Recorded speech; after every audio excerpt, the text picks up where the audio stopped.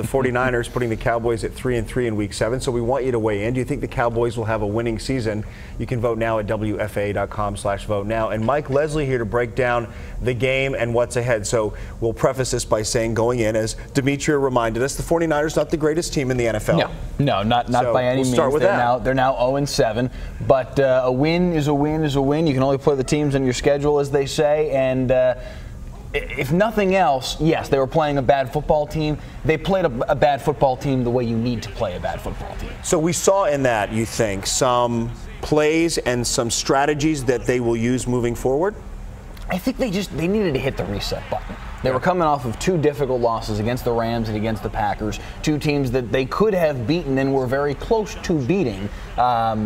They needed to just kind of hit the reset button, have a game like this. It was a little bit of a get-right game. You start to feel like a little more confidence. Exactly. And then you move forward. So let's talk about that. A tough schedule coming up. Yeah. Are they ready?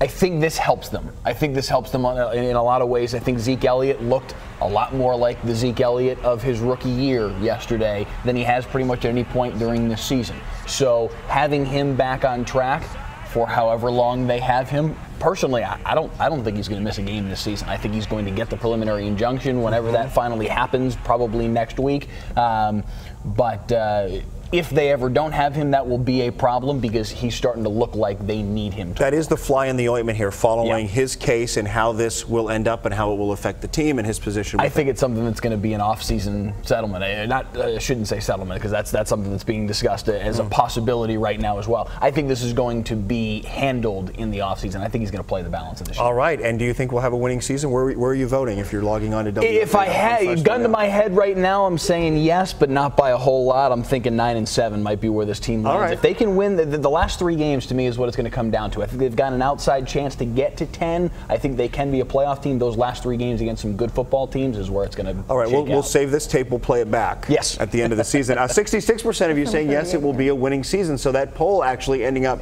better than kind of where it was starting in our 5 o'clock hour. So as you all wake up and get out the door, you're becoming more and more optimistic.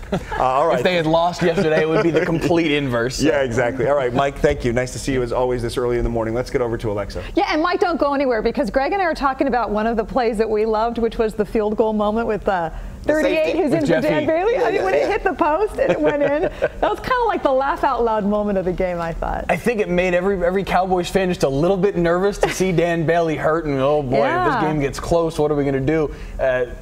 I mean, hey, he hit a 49-yarder, Jeff Heath did when he was in high school. He has the ability to kick. His second PAT did not look as good as the first one did, but he got by. If Bailey's hurt long term, they need to bring somebody in. Yeah, or practice. Okay, Mike, thank you.